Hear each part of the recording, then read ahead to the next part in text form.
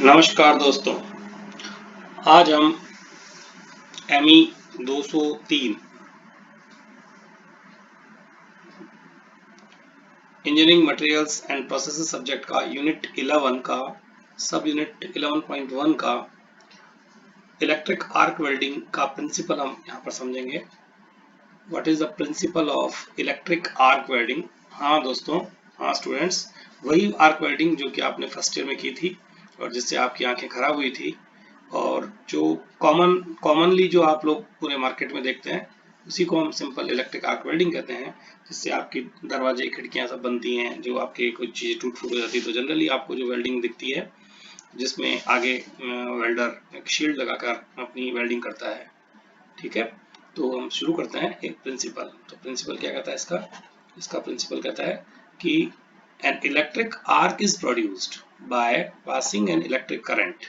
विद्युत धारा को पास करके बिटवीन टू इलेक्ट्रोड्स, दो electrode separated by small gap, जो कि एक स्मॉल गैप 3 से 4 mm की दूरी पर रखे होते हैं।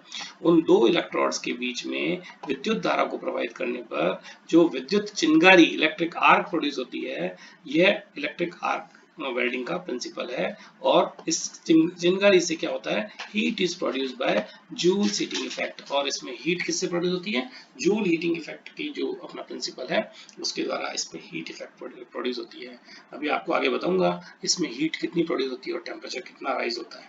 आपको आश्चर्य होगा कि आप लोग जो चाय पीते हैं उसमें टेम्परेचर करीब 60-70 डिग्री होता है। जो पानी उबलता है, पानी की स्टीम बनती है, तो टेम्परेचर 100 डिग्री होता है। और जब लोहा पिघलता है, जो जो उसका मेल्टिंग पॉइंट है सिंपल, वो होता है 1500 डिग्री।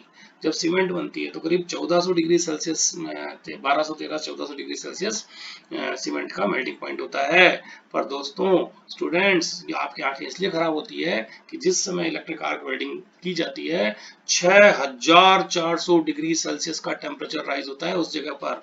6400 डिग्री सेल्सियस का टेम्परेचर, कुछ समझ रहे हो? इसकी उसकी चिंगारी आपकी आंखों में, आपको अगर नंगे आंखों से देख लो, नेकेड आइट से देख लो, तो आपकी खराब हो जाती है। इसलिए इतना हाई टेम्परेचर पर अपन लोग इंजीनियर्स लोगों को काम करना पड़ता है। ये हमारा एक प्रिंसिपल है। कुछ समझ में आया? फिर अपन आगे बढ़ते हैं, एक्सप्लेनेशन देखते हैं इसका कैसे होता है explanation. one electrode is the welding wire। एक इलेक्ट्रोड तो वेल्डिंग वायर होता है, एक वायर के रूप में होता है। And the other is metal plate, जो कि जॉब होता है, प्लेट के रूप में हमारा जॉब होता है, उसको हम प्लेट। दो इलेक्ट्रोड्स हो गए, एक प्लेट के रूप में हो गया, एक हमारा वायर के रूप में हो गया।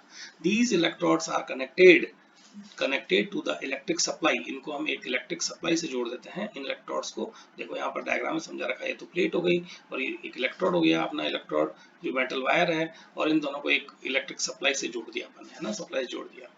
these electrodes are connected to the electric supply, है ना, one two the positive terminal, one two the negative terminal. एक को हम पॉजिटिव से, एक को नेगेटिव टर्मिनल से जोड़ देते हैं।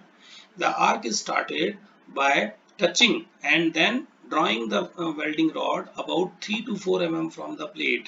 पहले टच करना और फिर 3 से 4 mm ऊपर उठा लेते हैं इलेक्ट्रोड को। इस इलेक्ट्रोड को पहले टच करते हैं, जैसे ही चिंगारी प्रोड्यूस हुई ऊपर उठा लेते हैं तो एक कंटिन्यूअस स्पार्क यहाँ पर प्रोड्यूस हो जाता है। This is principal of electric arc welding. When the two electrodes touch an electric current flows, जैसे ही टच करते हैं इलेक्ट्रिक करंट फ्लो होती है। एंड दे आर withdrawn, और जब इसको थोड़ा सा पीछे खींच लेते हैं, the current continuously flow in the form of spark. Current continuously spark के रूप में, चिंगारी के रूप में फैलती रहती है। मेरे हिसाब से आपको अच्छी तरह समझ में आया होगा। ये सिंपल सा आपकी इलेक्ट्रिक आर्क वेल्डिंग का कंप्लीट मैकेनिज्म आपको हमने यहाँ पे समझाया, कंप्लीट सिद्धांत यहाँ पे समझाया। ये किस सिद्धांत पर वर्क करता है, जूल हीटिंग इफेक्ट पर प्रोड्यूस करता है। देखो उसका फॉर्मूला क्या होता है जूल हीटिंग इफेक्ट का, H is equal to I square R T. Heat जो प्रोड्यूस होती है जिससे 6400 डिग्री सेल्सियस टेम्परेचर राइज होता है, उसमें सबसे बड़ा रोल आई के स्क्वायर, करंट के स्क्वायर का होता है। जो भी करंट फ्लो होती है उसका स्क्वायर वहां पर हो जाता है। रेजिस्टेंस, दोनों के बीच का रेजिस्टेंस, प्लेट्स के बीच का रेजिस्टेंस, जो करंट के लिए रेजिस्टेंस, इलेक्ट्रिक रेजिस्टेंस होता है। और कितने time, T, T stands for time. तो इस तरह से ये हीट जूल्स के अंदर। अब आपको बताऊं करंट कितनी होती है। अपने घर में जो पंखे और ट्यूबलाइट में करंट जाती है वो करीब 1 एम्पियर, 0.5 एम्पियर, 1 एम्पियर, 2 एम्पियर की करंट होती है। अपने गीजर वीजर में जाती है वो 4-5 एम्पियर की करंट होती है। घर में जो अधिकतम करंट तुमने देखेंगे स्विचेस 10 एम्पियर की करंट होती है। पर यहाँ पर जो करंट होती है 200 से 400 एम्पियर की करंट वेल्डिंग के अंदर काम में आती है। कुछ समझ में आ रहा है? 200 से 400 एमएम की करंट, 200 एम्पियर की करंट इसमें काम में लेते हैं।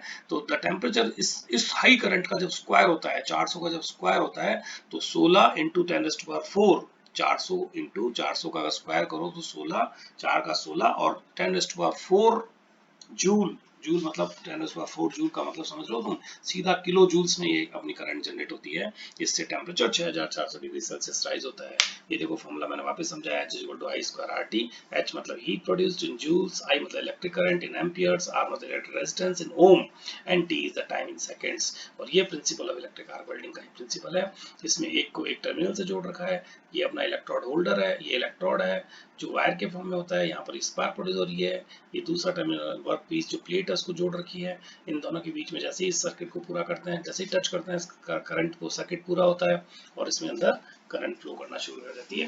बस this is the simple principal of electric arc welding. मेरे हिसाब से बहुत अच्छे से समझ में आया। नोट्स आपके सामने लिखे हुए हैं, इनको आप राइट डाउन करें। और हमारा एक क्वेश्चन यूनिट 11 का इलेक्ट्रिक आर्क वेल्डिंग का 11.1 का हमारा प्रिंसिपल यहाँ पर कंप्लीट होता है। तो हम अगला क्वेश्चन देखते हैं। अगला क्वेश्चन है कि इलेक्ट्रिक आर्क वेल्डिंग दो तरह की होती है। कोई आप इनमें डिफरेंस बता सकते हैं? आपको पता है क्योंकि करंट दो तरह की होती है इसलिए वेल्डिंग भी दो तरह से हो सकती है। एक होती है AC welding, AC electric arc welding, और दूसरी होती है DC, AC for alternating current electric arc welding और DC for direct current electric arc welding. देखो समझो इसको, मतलब इन दोनों में डिफरेंस क्या है, हमने यहाँ पॉइंट वाइज समझने की कोशिश की है। तो देखो मेन मशीन, एसी वेल्डिंग में मेन मशीन जो होती है वो ट्रांसफार्मर कहलाती है, जबकि डीसी मशीन में जो वेल्डिंग होती है उसका नाम मोटर जनरेटर, इसका इसमें कॉम्बिनेशन होता है मोटर और जनरेटर, इसमें सिस्टम लगा होता है, इसको मोटर जनरेटर सिस्टम बोलते हैं। तो मोटर और जनरेटर लग गए, मोटर भी घूमती है, जनरेटर भी घूमता है, मूविंग पार्ट्स हो गया, तो यह भी पार्ट हो गया। ट्रांसफार्मर शांति से बैठा रहता है, इसमें कोई मूविंग पार्ट नहीं होता है, इसलिए noise, there is no moving part, there is no noise, इसलिए एसी वेल्डिंग में कोई नॉइज नहीं होती है, कोई आवाज नहीं होती है। जबकि डीसी वेल्डिंग में पूरी आवाज होगी, सब मूविंग पार्ट्स हैं, वियर एंड टियर होगा, ठीक है। वेट, नेचुरल ट्रांसफार्मर लाइटर होगा, जब कोई पार्ट ही नहीं है, लाइटर है, ये हैवियर होगा अपना डीसी वाला। इनिशियल कॉस्ट नेचुरल है, जब कोई इसकी कॉस्ट लेसर कॉस्ट होगी, ये ज्यादा कॉस्टली होगा। मेंटेनेंस, जब कुछ घूमता ही नहीं है तो लेस मेंटेनेंस, इसमें ज्यादा मेंटेनेंस होगी। डिस्टेंस, ये लॉन्ग डिस्टेंस की वेल्डिंग के लिए, अगर आपको इंडस्ट्री में आप देखो 50-50 मीटर ऊपर जाके जो वेल्डिंग के कोई भी ड्रम पड़े हुए हैं, तो उनकी वेल्डिंग के लिए हमें एसी वेल्डिंग की जरूरत पड़ेगी, क्योंकि ट्रांसफार्मर हमारे यहाँ पे लॉन्ग डिस्टेंस के लिए होता है, ये छोटी डिस्टेंस के लिए हमारे ये काम आ सकता है, जैसे हमारे घरों में खिड़की दरवाजे कुछ वेल्डिंग करने हो। मेटल्स, फॉर फेरस मेटल्स के लिए ये वाला generally AC welding generally ferrous metals के लेते हैं, ये फेरस और नॉन फेरस है ना। नॉन फेरस मतलब ब्रास, ब्रॉन्ज, इनकी वेल्डिंग भी हम किससे, डीसी से करते हैं। इलेक्ट्रोड, इसमें कोटेड इलेक्ट्रोड यूज करने पड़ेंगे एसी में, जबकि इसमें कोटेड और अनकोटेड मतलब बेयर इलेक्ट्रोड दोनों यूज कर सकते हैं। Heat equally distributed in both electrodes, इनमें इसमें जो हीट होती है वो इक्वली डिस्ट्रीब्यूट होती है। जबकि ये बहुत अच्छा पॉइंट है, देखो क्योंकि ये अपने को यहाँ पर पॉजिटिव इलेक्ट्रोड पर 2/3 हीट होती है और नेगेटिव इलेक्ट्रोड पर 1/3 हीट होती है। तो हम जनरली हमारा जो वेल्डिंग, हमारा जो इलेक्ट्रोड होल्डर होता है उसको नेगेटिव इलेक्ट्रोड पर रख लेते हैं, ताकि उसमें हीट कम जनरेट हो, हमें कम ठंडा करना पड़े। एफिशिएंसी, नेचुरल कोई मूविंग पार्ट नहीं है तो उसकी एफिशिएंसी 84% और इसकी एफिशिएंसी ओनली 61% होती है। स्पार्क, इसमें अनस्टेबल स्पार्क होती है, जबकि इसमें स्टेबल स्पार्क होती है। मेरे हिसाब से दोस्तों, डियर स्टूडेंट्स, बहुत ही अच्छा कॉम्बिनेशन हमने यहाँ पर ये यहाँ पर इसका डिस्टिंग्विश किया है, इसमें दोनों कंपैरिजन किया है। आप इसको यहाँ पर नोट कर लें और इन पॉइंट्स को अगर आप एग्जाम में लिख लेंगे, जो भी आपके ऑब्जेक्टिव क्वेश्चंस आने वाले हैं उनमें तो बहुत ही अच्छी तरह से इसमें तो कुछ भी पूछा जा सकता है। जैसे कि एग्जाम एक क्वेश्चन पूछ के आपसे पूछता हूँ, देखो which among the following transformer is used in which type of welding, AC welding, DC welding, both AC and DC welding, none of the above. ऐसे इस तरह से कोई क्वेश्चन बन सकता है, तो आप लोग इस क्वेश्चन को कर सकते हैं। Thank you. जय हिंद, जय भारत।